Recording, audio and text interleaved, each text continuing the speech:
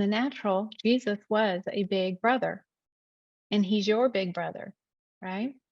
So we know we don't want to make this, we're not bringing down Jesus down onto our level, but he did come down onto our level.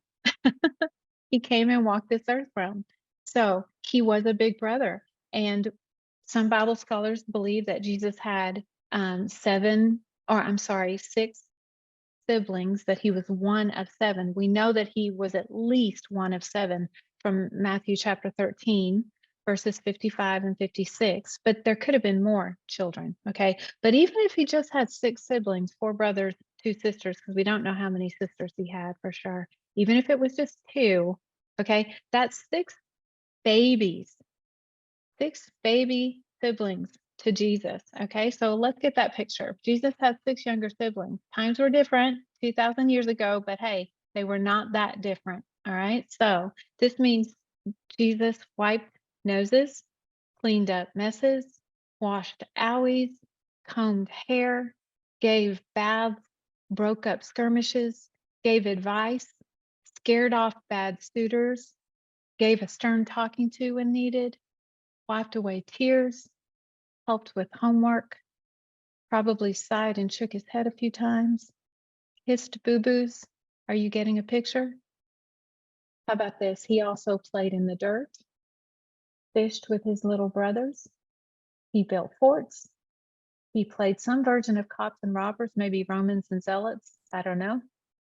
He used pretend voices when playing with his sisters. I'm just using my imagination, guys. I can't prove this with scripture, but I'm just guessing, right? I'm just guessing that Jesus wasn't the big brother that was always in his prayer closet, right? He was helping Mary, right? So he was doing these things. He was helping his brothers learn to play sports and then cheering them on from the sidelines. Can you get that picture of Jesus cheering you on? You should. He danced with his sisters. He showed his sisters how gentlemen really behave. He became the father figure in his home when his earthly dad passed away. Jesus is all those things, and he is our big brother too. He's the best. I promise you, if Jesus had been your brother, he would have treasured you. Oh man. And now, because you've been adopted into his family, he is your brother and he does treasure you. This is Deuteronomy 26, verse 18 and 19. Today, God has confirmed and reaffirmed that you are dearly held treasure, set high above all peoples, high in praise, fame, and honor.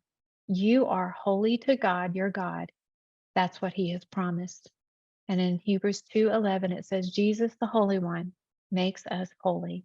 And as sons and daughters, we now belong to his same Father. So he's not ashamed or embarrassed to introduce us as his brothers and sisters.